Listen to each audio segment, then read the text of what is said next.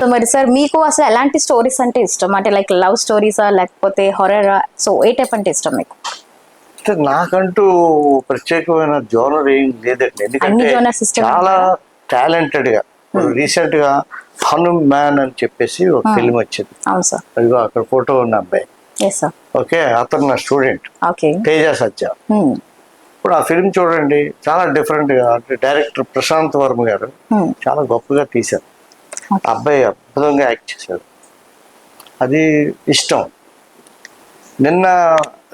మొన్న రిలీజ్ అయిన మనమే, మన శర్వానంద్ యాక్ట్ చేసినటువంటి ఫిల్మ్, ఆదిత్య శ్రీరామ్ అనే డైరెక్టర్ గారు డైరెక్ట్ చేశారు. చాలా బాగుంది. అంటే మా స్టూడెంట్ ఎంత గొప్పగా చేశారో నేను మాటల్లో చెప్పలేను. ఓకే. సో మరి సార్ మీ స్టూడెంట్ అని మీరు అయితే చాలా గొప్పగా చెప్పుకుంటున్నారు. అండ్ ఇంకా మీ వరకు ఎంతమంది ఇప్పటి వరకు మీరు ట్రైన్ చేసి ఉన్నారు? నా వరకు నోటీస్ వచ్చింది ఒక 150 మెంబర్స్ మీరు హీరోస్ గా చేశారని. సో సుమారు ఇంకా ఎంతమంది ఉండొచ్చు అంటారు? అంత కలిపి సుమారుగా ఒక 400 ఉంటారమ్మా. 400 లో అయిన వాళ్ళు అయితే లైక్ ఒక 150 హీరోస్, 400 పీపుల్ ఏమో కమెడియన్స్ గా, క్యారెక్టర్ యాక్టర్లుగా, హీరోయిన్లుగా, డైరెక్టర్లుగా, ఇలా ఏంటంటే మోర్ దెన్ 250. అంటే నేను ఒక స్థాయి వరకు నేను రాశాను. అన్ని లిస్టు ఇప్పుడు అప్డేట్ చేసేవాడిని. ఎక్కువైపోతున్న కొద్దీ అది ఇంకా కన్ఫ్యూజన్ స్టార్ట్ అయింది. నోట్ చేయడం మానేశాను. అంటే నాకు తెలిసి అయితే 280 మంది వరకు అయ్యి ఉంటారు. ఎవ్రీడే ఫోన్ చేస్తారు. ఫోన్ చేసి సార్ ఇవాళ నా సినిమా రిలీజ్, లేకపోతే రేపు నా సినిమా రిలీజ్, ఇలాగా. అంటే జబర్దస్త్ లాంటి టీంలో నా స్టూడెంట్స్ ఉన్నారు. జబర్దస్త్ లో ఎవరున్నారు సార్ మీ స్టూడెంట్స్? రాపేట్ అప్పారావు. ఓకే. జబర్దస్త్ అప్పారావు అంటారు, అతను నా స్టూడెంట్. ఓకే. సో అతనితో మీకున్న ఎక్స్పీరియన్స్ ఎలా ఉండేది? మీ దగ్గర ట్రైన్ అవుతున్నప్పుడు ఎలా ఉండేవారు? అప్పారావు చాలా మంచి స్టూడెంట్. వెరీ, అంటే చెప్పగానే గ్రాస్పింగ్ పవర్ అది ఎక్కువ, వెంటనే అర్థం చేసుకొని చాలా చాలా బాగా చేసే ఆర్టిస్ట్. సమయస్ఫూర్తి ఎక్కువ, సెన్స్ ఆఫ్ హ్యూమర్ ఎక్కువ, మంచి సింగర్. తర్వాత పౌరాణిక పద్యాలు పాడతాడు. ఎంత మంచివాడు. తను సడన్ గా ఒక రోజు ఏమైందంటే, గురుగారు నేను జాబ్ మానేస్తున్నాను అంటే, ఇక్కడ వైజాగ్ ఆటోమోటివ్ లో జాబ్ చేసేవాడు. చాలా సఫరర్. అది తీసుకున్న నిర్ణయం చాలా తప్పది, మంచి పద్ధతి కాదు ఇది. నీకు ఓ ఫ్యామిలీ ఉంది కదా. అప్పటికి నేను చిన్నవాడిని. తన నిర్ణయం తీసుకున్నప్పుడు వద్దురా, నీకు పుణ్యం ఉంటుంది, జాబ్ మానేకు అని అన్నాను. అంటే లేదు గురుగారు, నేను నిర్ణయం తీసేసుకున్నాను. అది ఇవాళ అతను హ్యాపీ. అలాగే మన కళ్ళు చిదంబరం గారు, ఆయనైతే నా టీంలో ఒక ఆర్టిస్ట్. ఆ కళ్ళని ఫిల్మ్లోని ఒక దొంగగుడ్డి వాడి క్యారెక్టర్ తాలూకా ట్రాక్ అంతా నేనే క్రియేట్ చేశాను. అది యాక్చువల్గా మెయిన్ సబ్జెక్టు ఇదంతా గొల్లపూడి మారుతిరావు గారు. దానికి కాంట్రాస్ట్గా ఒక ట్రాక్ ఉంటే బాగుంటుంది. మా డైరెక్టర్ గారు ఎంవి రఘు గారితో మాట్లాడి, ఇలాగ దొంగగుడ్డి వాడి క్యారెక్టర్ పెడితే బాగుంటుందండి, అందరు గుడ్డివాళ్ళ కథ ఇది, అటు గుడ్డివాళ్ళు అంటే బ్లైండ్, అదే పీపుల్ తాలూకు ఇది కదా అని అంటే, మంచిదేనండి ఆలోచన. దొంగ గుడ్డివాడి క్యారెక్టర్ నేను సృష్టించి కొన్ని సీన్లు ఇవన్నీ ఏదో క్రియేట్ చేశాను. అది డైరెక్టర్ గా యాక్సెప్ట్ చేశాను. దీనికి ఎవరు కరెక్ట్ అని అంటే, నేను మన దగ్గరే ఉన్న మన ఎవరు కళ్ళు చిదంబరంని నేను సజెస్ట్ చేశాను. సజెస్ట్ చేస్తే, ఎందుకంటే ఇతను సజెస్ట్ చేస్తున్నారు, ఇతనికంటే ఇంకొక ఆర్టిస్ట్ ఉన్నాడు కదా, అతను మీ దగ్గర చేస్తున్నట్టు అటు భలే చేస్తాడు అని అంటే, అలా కాదండి, ఇతనికి ఆ కంటి తాలూకు ఇది ఇలా ఉంది, డిఫరెంట్గా ఉంది కదా, అది క్యాష్ అవుతుందండి. ఇలా చూస్తూ నాకు ఇలా ఏదో చూస్తూ కనిపించడం లేదంటే నమ్ముతారు అని అంటే, కరెక్టేనండి.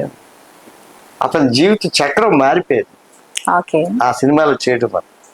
అలాగే మన కాశీ మల్లికార్జున గారు అంటే బట్టల సత్యం, అతన్ని మనం మన అనకాపల్లి మన దాడి వీరభద్ర గారి టీంలో ఆర్టిస్ట్. అతను నాటకాలు చేసేవాడు. పలుకే బంగారం అనే ఫిల్మ్లో, ఆ నాటకంలో చాలా మంచి క్యారెక్టర్, ప్రొడ్యూసర్ క్యారెక్టర్ ఒకటి చేసేవాడు, ఓకే చాలా బాగా. ఓకే అది చూసిన తర్వాత నేను చాలా బొగ్గుతుండే. ఆ తర్వాత సడన్గా ఒకసారి చెన్నైలో నాకు కనిపించారు. ఓకే అతను ఎక్కడ కనిపించారు? డైరెక్టర్ వంశీ గారి ఇల్లు 4 అయితే సపోజ్, అతని ఇంటి నెంబర్ 3. ఆయన ఒకసారి, మేము ఒకసారి బయటకు వచ్చాం. ఎప్పుడు? తెల్లవారుజాము 4:30కి. ఓకే మేము ఛాయ్ తాగడానికి, ఆయన కూడా ఛాయ్ తాగడం. సో నేను పరిచయం చేశాను వంశీ గారికి. వంశీ గారు ఇతను చాలా మంచి యాక్టర్ అండి, భలే చేస్తారు అని అన్నాను.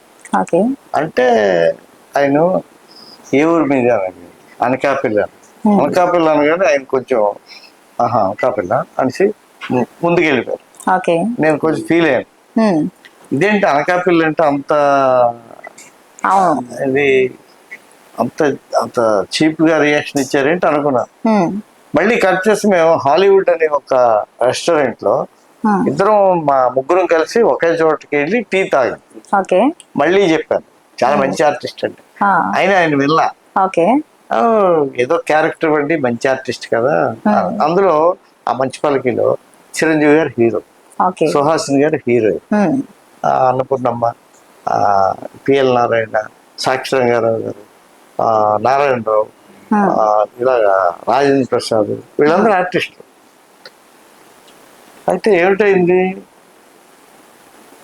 ఇవాళ, మేమేమో షెడ్యూల్ ఫిక్స్ అయిపోయింది, హైదరాబాద్ షూటింగ్కి వెళ్ళిపోయాం. ఓకే వెళ్ళిపోయిన తర్వాత నేను మనసులో ఫీల్ అయ్యాను, అయ్యో మన మల్లికార్జున గారికి క్యారెక్టర్ ఇప్పించలేకపోయినా అని.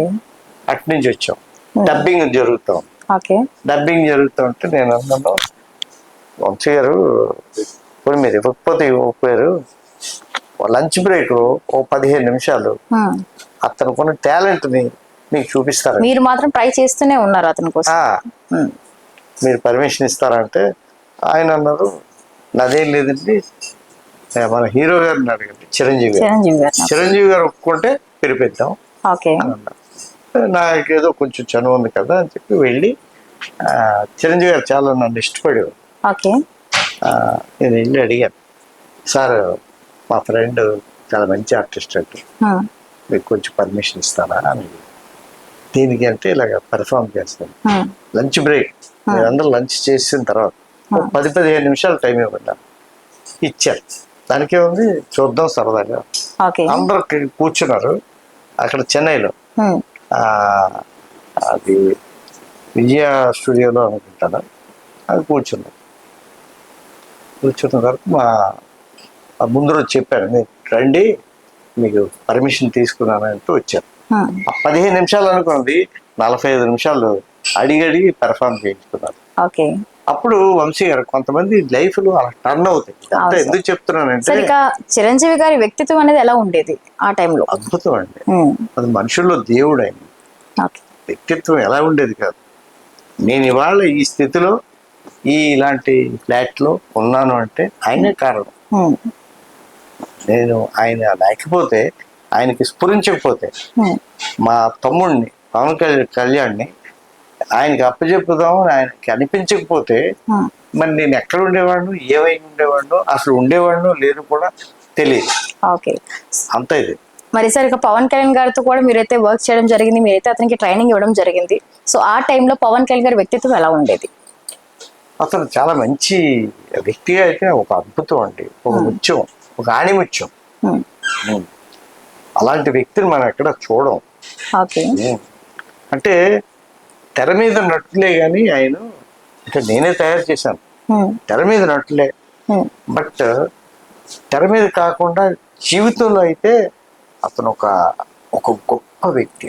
మీరు సబ్స్క్రైబ్ చేయండి, షేర్ చేయండి, లైక్ చేయండి please. Hello, viewers. This is Anchor Nirma Reddy from Vizag. Please like, share and subscribe the channel Saksham Vizag.